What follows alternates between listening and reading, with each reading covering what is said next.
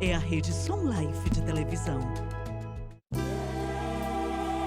Sejam bem-vindos ao programa Estudo na Palavra, uma explanação de estudos bíblicos tendo como foco a cruz de Cristo.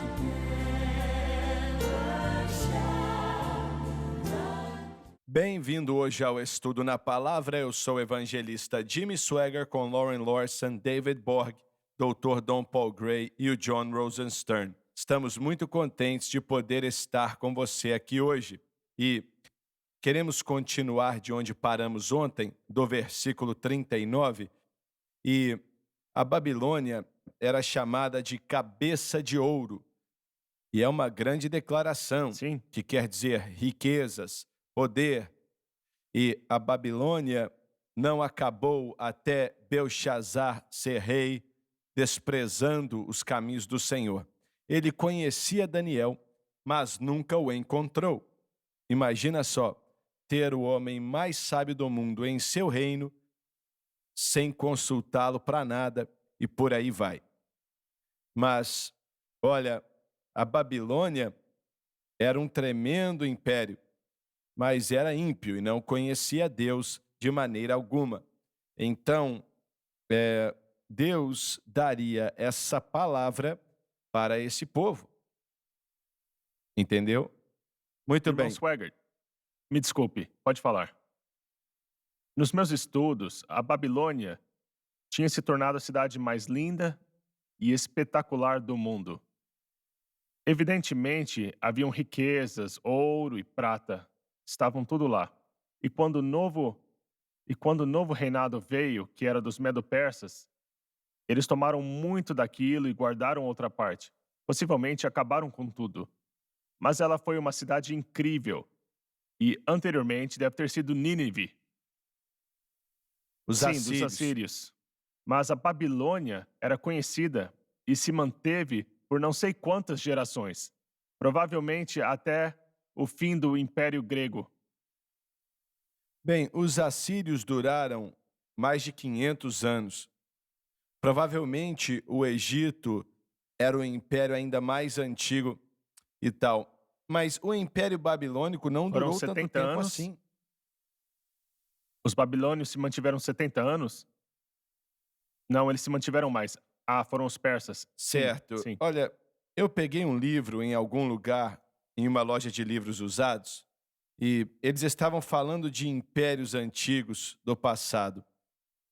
E esse homem disse que estava nas ruínas da Babilônia e estava olhando para eles e estava olhando para aquela situação. E um garotinho chegou para ele, de uns 7, 8 anos, e mostrou algo que ele queria vender para ele, algum tipo de artefato. E aí ele pegou naquilo e foi capaz de ler o dialeto babilônico. Ele pegou a moeda daquele garoto que queria vender para ele e ele vendeu baratinho. E neste disco estava escrito: que todos saibam que a pessoa que carrega esse selo tem a mesma autoridade do rei da Babilônia. E ele disse: imagina só, ali estava a grande majestade representada naquele pedaço de metal, feito de ouro ou não sei do que era feito. E sim, a Babilônia foi um dos maiores impérios na face da terra. Mas agora estava nas mãos de um garotinho. Sem Deus, ninguém consegue ir longe. E é Sim. isso que está acontecendo com a Sim. nossa nação agora. Verdade. Ela está sem Deus. Muito bem. Irmão Swaggart, só para deixar todos atualizados, estamos examinando Daniel e ele está compartilhando uma imagem que o rei Nabucodonosor tinha visto em sonho.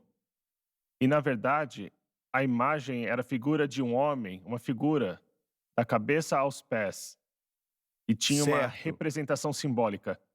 Nós já vimos nos versículos 36 a 38 a descrição da cabeça de ouro que representava o Império Babilônico. E agora nós vamos ver a outra parte da imagem.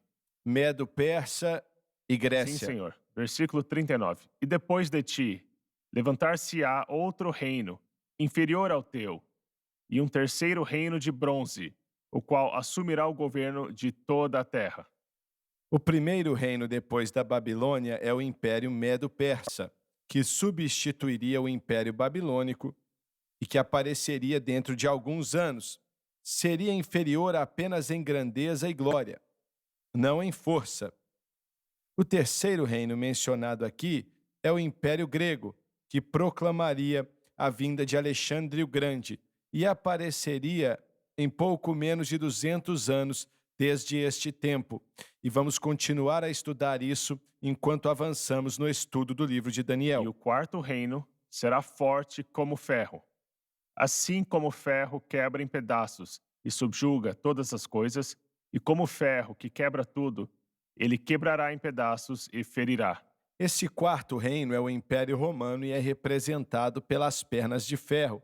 Seria o mais forte de todos. Ainda assim é representado como ferro, e os outros como ouro e prata. Nessa situação, olha, responda para mim aqui.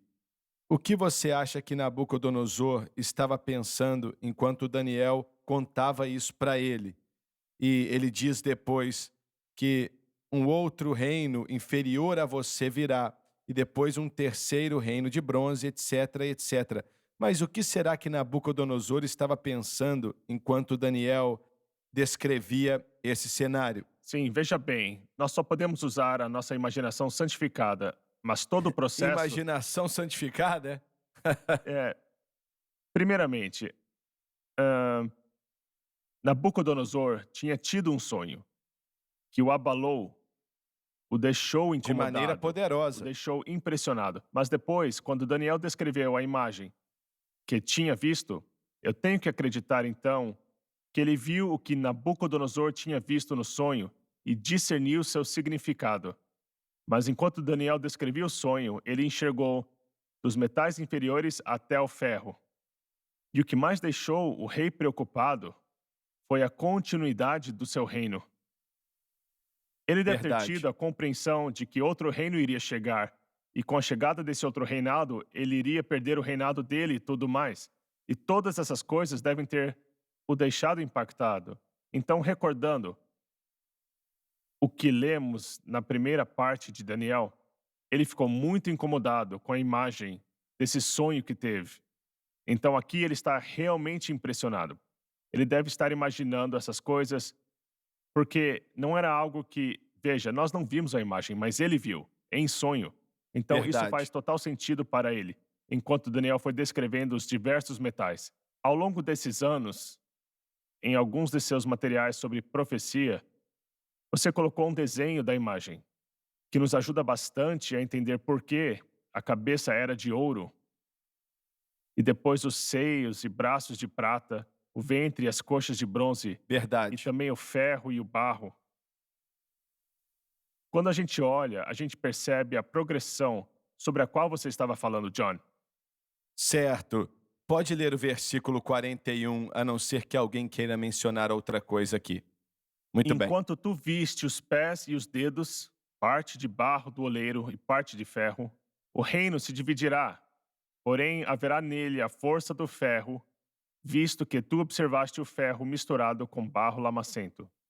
Tudo o que estudamos antes representa impérios que apareceram e sumiram, mas os pés e os dedos dessa estátua de ferro e barro representa aquilo que ainda está por vir.